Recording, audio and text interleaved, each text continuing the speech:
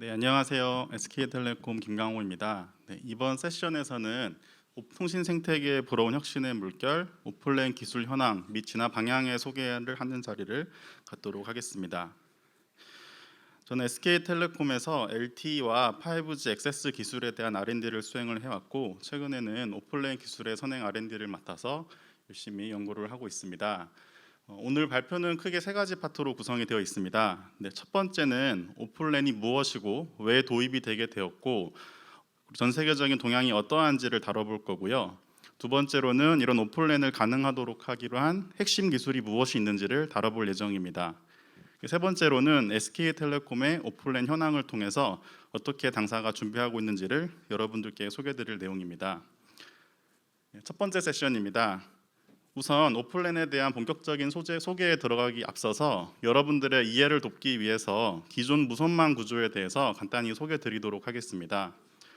무선망은 크게 디지털 신호를 처리하는 DU와 라디오 신호를 처리하는 RU로 구성이 되어 있습니다. 왼쪽 위 그림에 보시는 것처럼 DU는 특정 위치에 집중국사 형태로 많이 시설이 되어 있고요.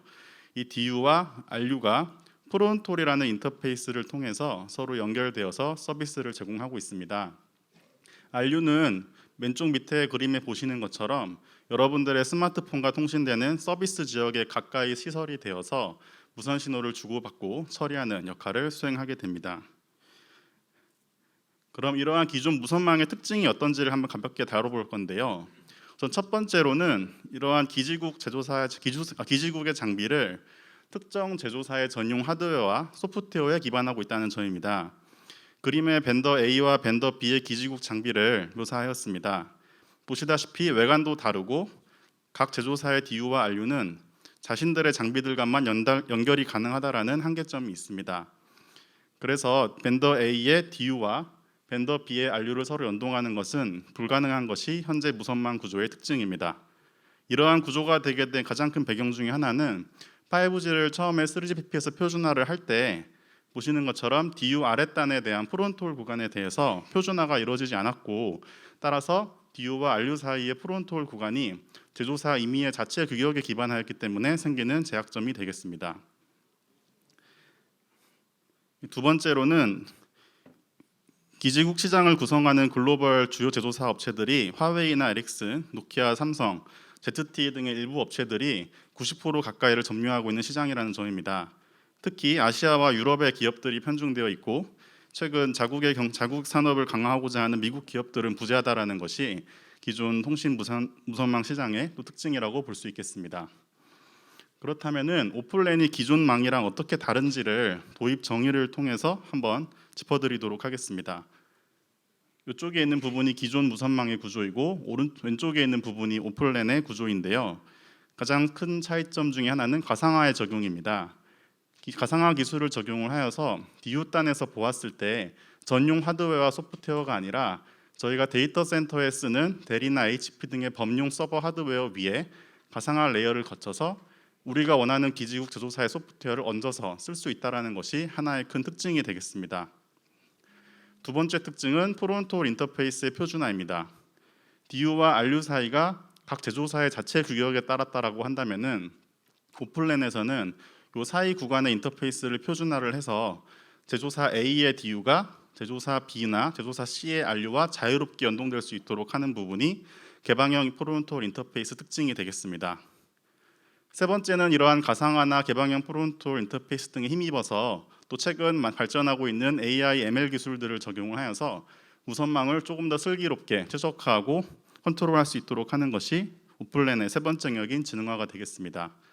이런 오플랜 구조의 도입을 통해서 하드웨어와 소프트웨어 제조사를 동일하게 가져갈 필요 없이 분리할 수 있고 또 DU와 RU 등의 표준 인터페이스들을 표준화를 하여서 멀티벤더, 즉 다중 제조사 구성을 지향하는 개방형 란이라고 보면 되겠습니다.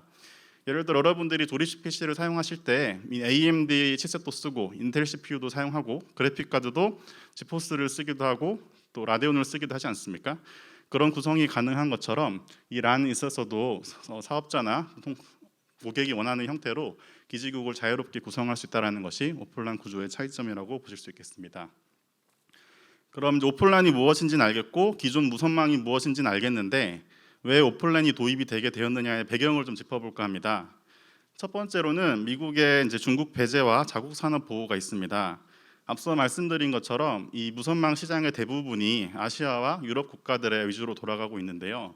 오플랜이 되게 되면은 단일 제조사의 소프트웨어 하드웨어를 쓰는 게 아니라 각각의 컴포넌트들을 오른쪽 왼쪽에 보시는 것처럼 각 요소별로 다른 제조사들의 제품을 쓸 수가 있게 되거든요.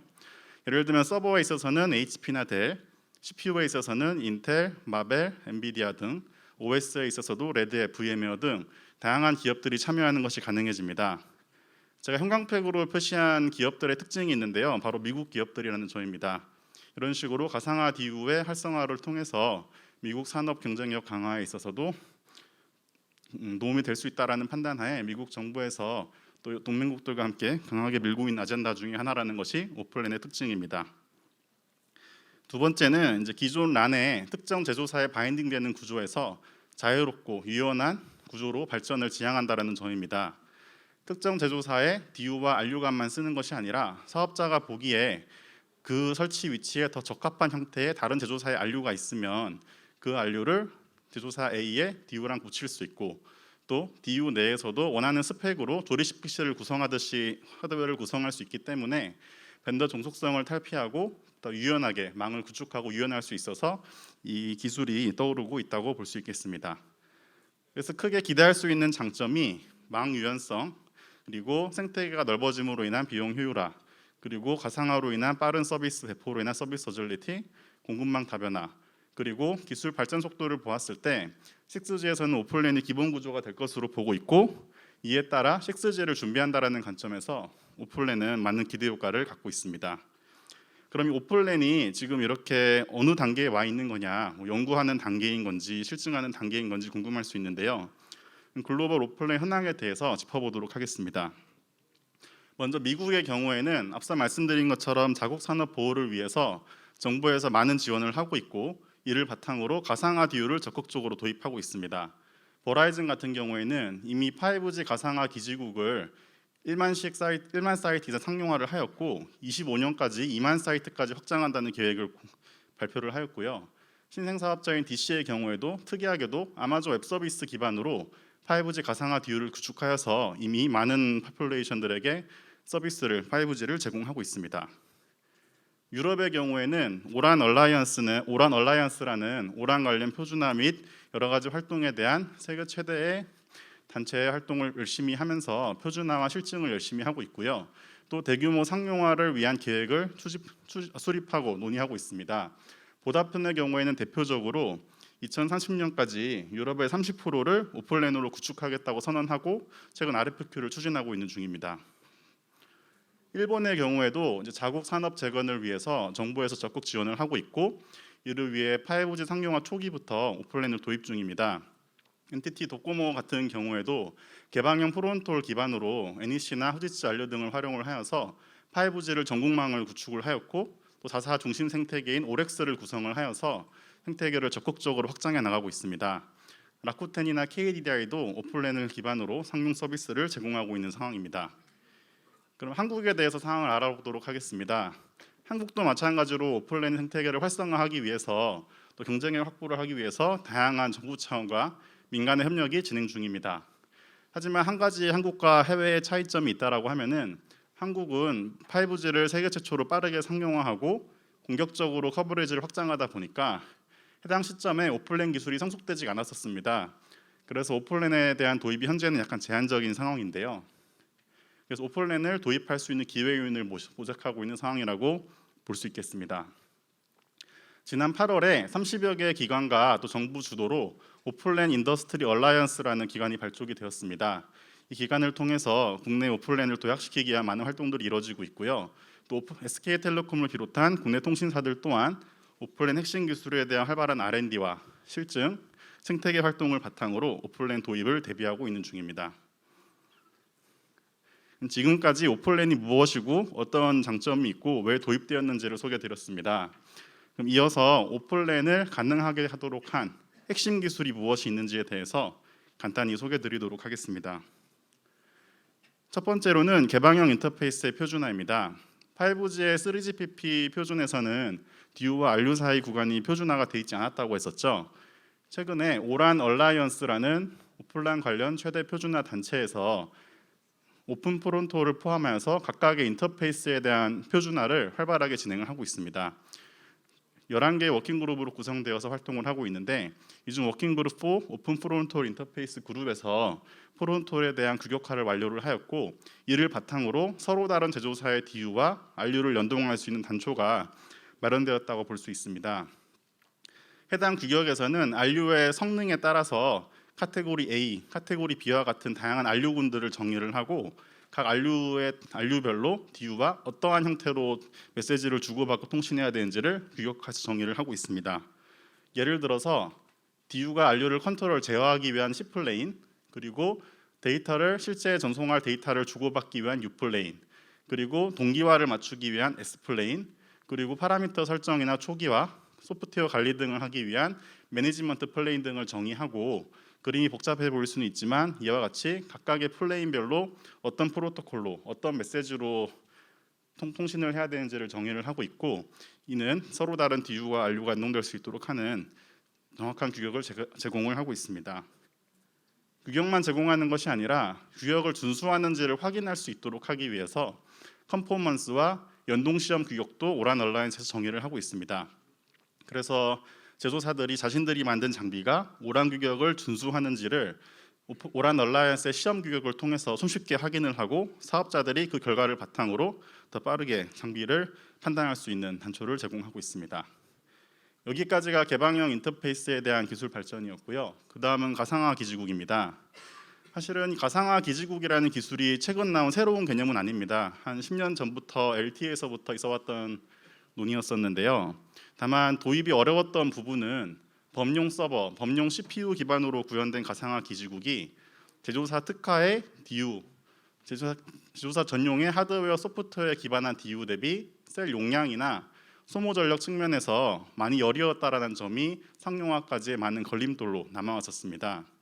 하지만 최근에 AI와 비슷하게 그 무선 기지국에서 무선단에 해당하는 연산량이 많은 레이어 1의 연산을 대신 처리해주는 가속기라는 장치가 범용 서버에 장착이 되게 되었습니다. 이 무선 가상화 기지국에서도 이 가속기의 도움을 받아서 CPU가 처리하기 어려운 연산들을 대신 처리해 줌으로써 셀 용량과 소모 전력이 획기적으로 증가하고 있는 상황입니다. 왼쪽에 보시는 것이 인텔에서 나온 대표적인 시장에 가장 많이 퍼져 있는 그 가상화 기지국용 가속기 중 하나가 되겠습니다.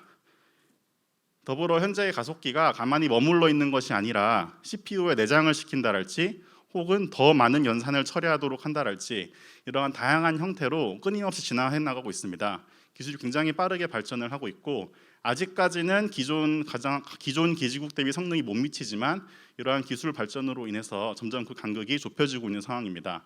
왼쪽에 보시는 것이 대표적인 가속기 제품군들인데요. 인텔, 엔비디아, 마벨, 퀄컴처럼 쟁쟁한 회사들이 경쟁적으로 제품을 쏟아내고 있기 때문에 가상화 기지국의 발전이 선도되고 있다고 볼 수 있겠습니다.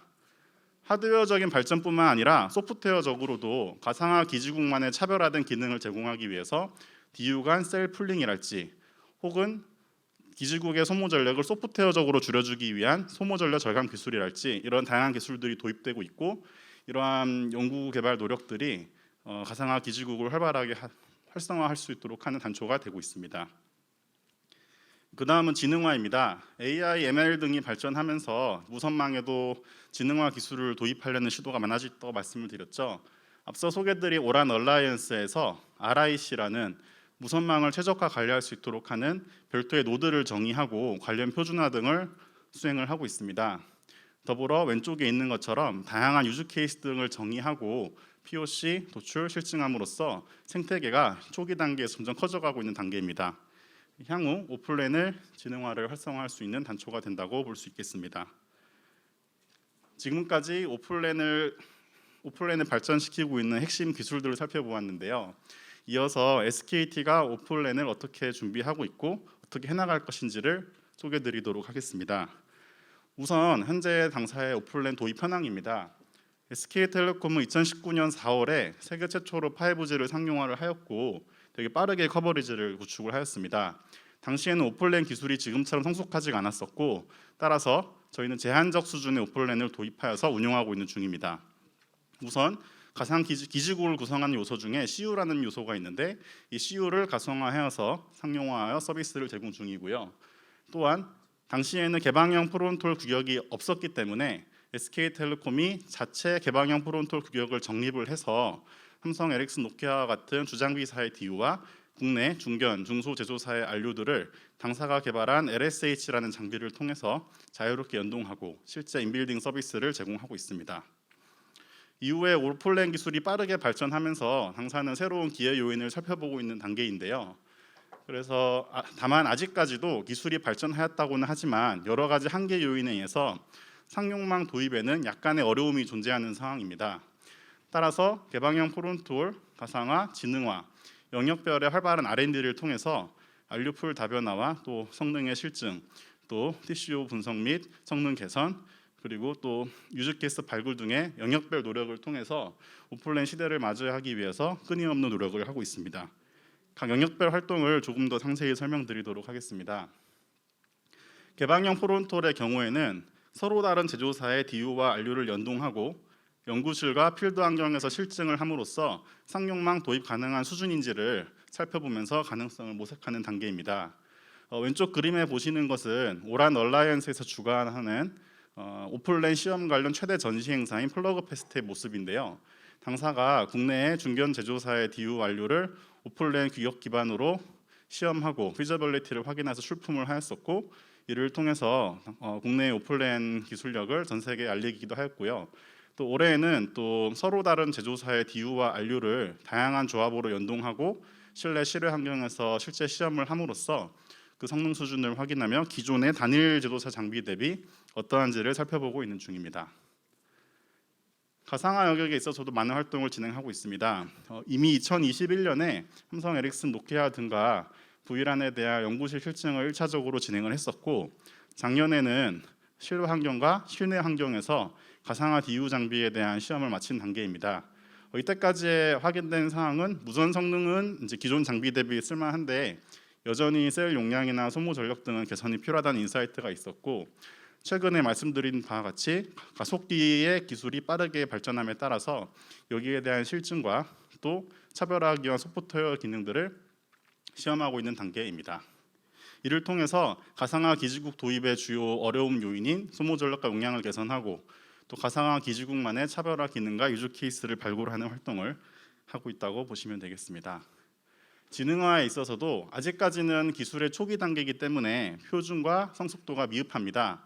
따라서 어떤 용도로 이걸 쓸 수 있을까라는 것을 탐구하기 위해서 유즈 케이스를 발굴하고 POC를 해서 기술력을 축적해서 시장에 밸류를 도출하고자 노력을 하고 있습니다.